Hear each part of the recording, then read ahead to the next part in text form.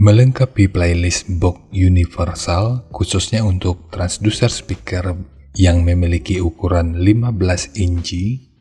Video kali ini gua akan membagikan skema box planar.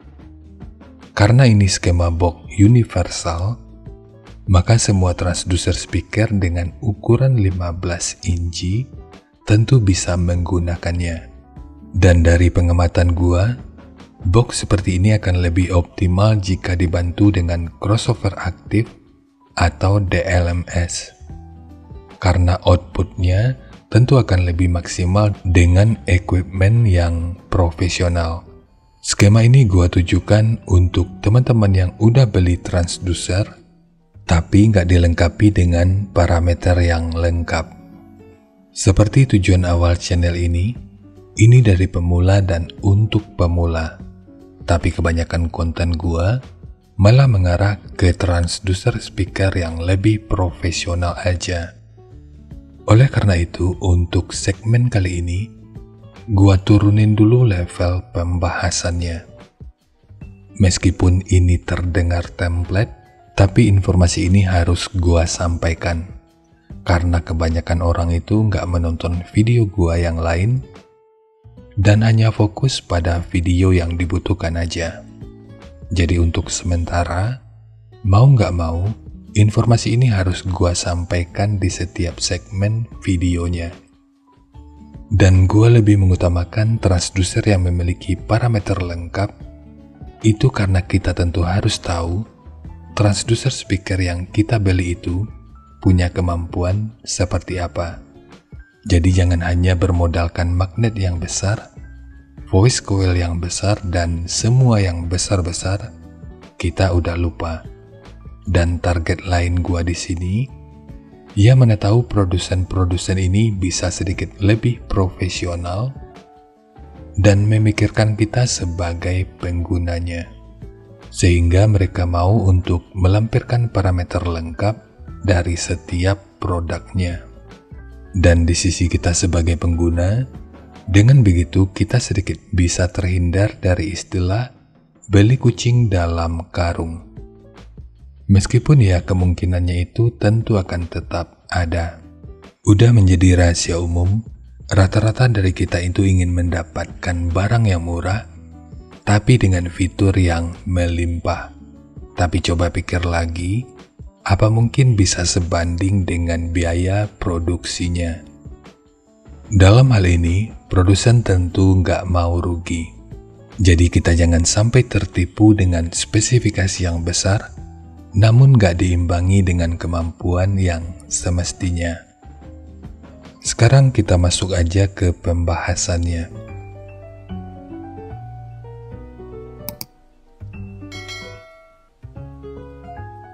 Jadi apa poin yang gua gunakan sebagai referensi dari skema kali ini? Karena nggak ada parameter yang tersedia, maka poin yang gua gunakan di sini adalah nilai parameter SD-nya. Untuk lu yang belum tahu apa itu SD, SD adalah luas area konus yang berfungsi dalam menggerakkan udara. Nilai SD ini kebanyakan dibuat dalam satuan sentimeter persegi. Karena parameter SD ditentukan oleh besarnya speaker, maka gue pikir poin inilah yang bisa dijadikan sebagai bahan referensi dalam merancang skema box speakernya. Tapi yang perlu dicatat, meskipun sama-sama transducer berukuran 15 inci, luas area konus ini bisa aja berbeda-beda. Dan oleh karena hal itu juga, tingkat akurasi skemanya juga akan berbeda-beda. Tapi setidaknya, ini merupakan ukuran ideal yang bisa digunakan.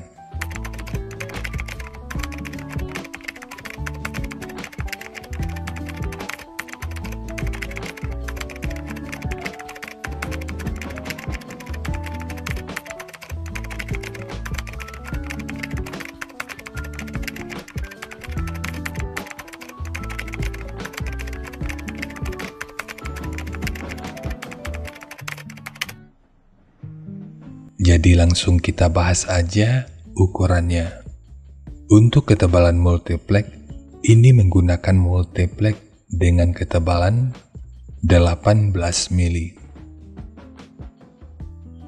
Untuk tinggi box ini adalah 500 mili, panjang ke belakang 840 mili, kemudian lebarnya 500 mili.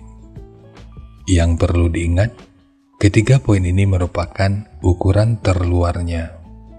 Kita beralih ke ukuran internalnya. Ukuran dari sudut ini sampai ke sudut yang ini ukurannya adalah 436 mili. Ukuran dari sudut ini sampai ke sudut yang ini ukurannya adalah 386 mili.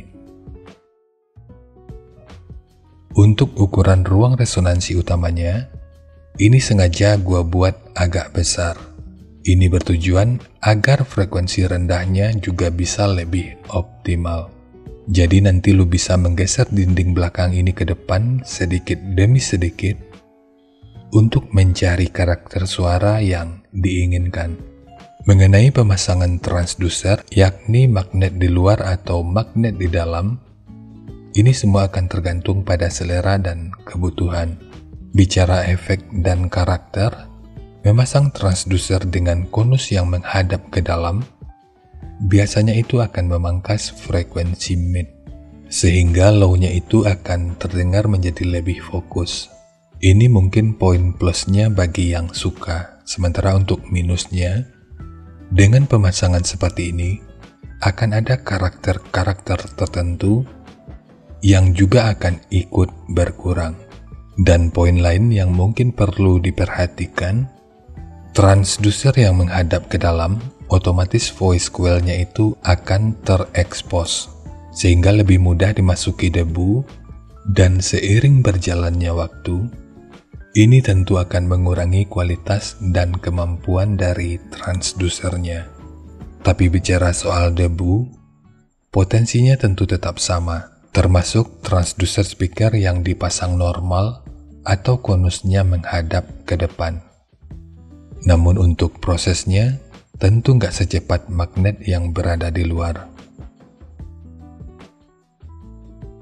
Kemudian untuk ukuran sekat dari dinding belakangnya, ini ukurannya adalah 60 mili. Dan bentuk seperti ini akan lebih memaksimalkan resonansi karena portnya itu ada di keempat sisi. Ini sekaligus sebagai penguatan ekstra untuk meminimalkan kemungkinan output suara yang bocor ke belakang. Jadi ini memang gak sesuai dengan sekat planar yang asli. Untuk triplek dari dudukan speaker, ini menggunakan 2 lapis. Satu sebagai dudukan utama dari transdusernya, dan satu lagi sebagai penguat dari dinding luarnya. Dan dinding luar ini tentu juga sangat penting, jadi jangan di-skip, sebab dinding luar ini akan cukup berfungsi dalam memperkuat serta meredam hentakan dari output suaranya. Kita beralih ke bagian port. Untuk port, ukuran dari sudut ini sampai ke sudut yang ini ukurannya adalah 60 mili. Ukurannya juga sama dari sudut ini ke sudut yang ini ukurannya juga 60 mili. Kemudian untuk tekukannya, yang kalau kita ukur dari sudut ini sampai ke sudut yang ini ukurannya adalah 35 mili. Tapi yang perlu diingat, ini merupakan ukuran internalnya. Jika lo ingin menggunakan mode port persegi, portnya ini bisa dibuat dengan ukuran internal 83 dikali 83 mili. Jadi ya segitu aja untuk skema dari box planar, khususnya untuk transducer speaker yang menggunakan ukuran 15 inci. Dan semoga aja skema ini bisa membantu teman-teman yang memiliki transducer speaker tanpa parameter. Jika nanti lu punya link review dan video cek soundnya, silakan bagikan aja pada kolom komentar agar bisa dijadikan referensi juga buat teman-teman yang lainnya. Terima kasih untuk lu yang udah nonton sampai detik ini. Bagaimana tanggapannya atas bahasan kita kali ini? Sampaikan aja pada kolom komentar, biar kita sama-sama bisa belajar agar lebih baik lagi. Dan seperti biasa, jika lu suka dengan bahasannya, silakan like dan share aja videonya ke teman-teman lain yang sekiranya juga suka dengan topik yang sama. Untuk lu yang udah berlangganan, terima kasih banyak atas dukungannya. Dan untuk lu yang belum berlangganan, jika berkenan, bantu subscribe-nya. Dan kita ketemu lagi pada video yang lainnya.